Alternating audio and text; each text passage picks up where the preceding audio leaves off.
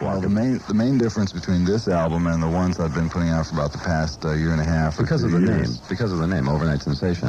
Well, look at what's happening on the cover. Somebody's having an overnight sensation there. Yes, indeed. Who's that supposed to be, in fact? The figure in the center of the album cover is a composite of two of our roadies. One body with two roadie heads on it. Paul Hoff and Dunt. First of all, who did the cover? The cover painting is by the same artist who did the cover of 200 Motels. His name is Dave McMacken. And he's a very talented graphic artist.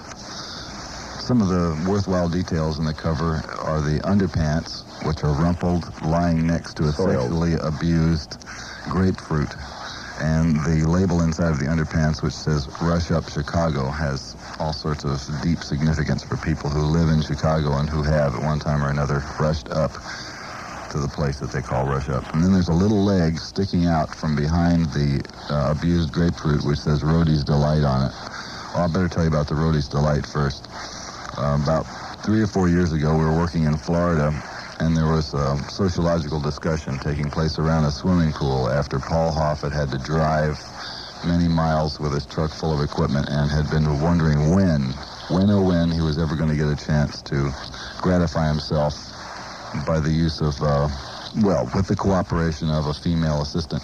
And he had decided while he was driving along that the problem about being a roadie is that you just didn't get enough action. So he had been trying to work out some plan for roadie gratification. And in Florida, he came up with the idea of the Roadie's Delight, which was stop the truck, pick a grapefruit, work out on the grapefruit while you're driving the truck, and by the time you got to the hotel, give the grapefruit to the road manager because he was having trouble too. Be all broken in and everything. That's right.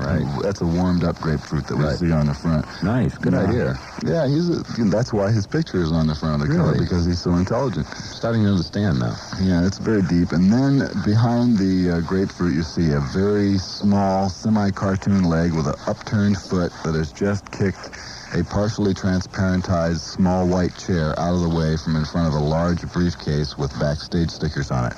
Now that foot represents the foot of Steve Desper, who used to be the sound mixer for the Beach Boys and who worked for us for 2 tours, one in the States and one in Australia. He quit working with the Mothers because he was offended by the lyrics and decided that he was quitting show business altogether. Good for him. And he entered a Christian Science seminary in Boston.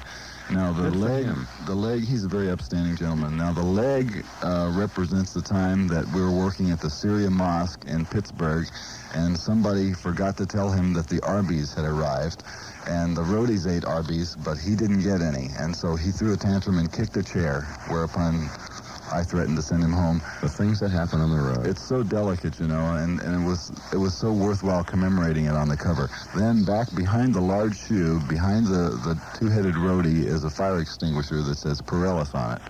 That's a replica, an enlarged replica of the same extinguisher that was used to chase our road manager in a nude condition down the hall of a motel in Daytona Beach, which Paul and Jay got him out there and worked him over a little bit with a fire extinguisher. And behind the hose of the extinguisher, behind the hand of the multiple-headed roadie, is a replica of a Holiday Inn artwork that, as you can tell, is bolted to the wall because of its unbelievable value. The possibility that a person might try and steal the artwork from the room. They put these enormous bolts to the wall. And the painting itself is an exact replica of a Venetian blind, as imagined by an artist named Brittany, who has always been a great motel artist. You know, he's one of those kind of artists that does sort of boring pictures and then writes his name really big in the corner, which is the most interesting thing on the canvas. Sells Holiday Inn at least 10,000 prints of it.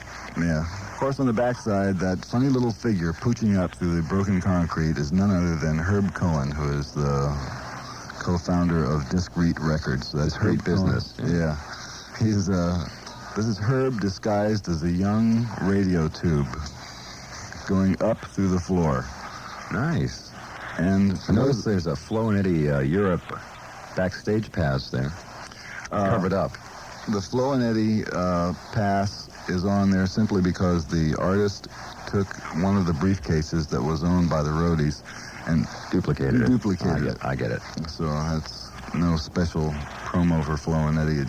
They need just it, happen though. to have it on there. And let's see, what else is on here that might be... What's inside? The interior, ladies and gentlemen, is All pictures of the band, of course. executed by Cal Schenkel. What it represents is the rear view of the television set, which is oozing the slime. And as you might have seen, if you ever turned your TV set around, there's some sort of a fiberboard background with holes in it for vents.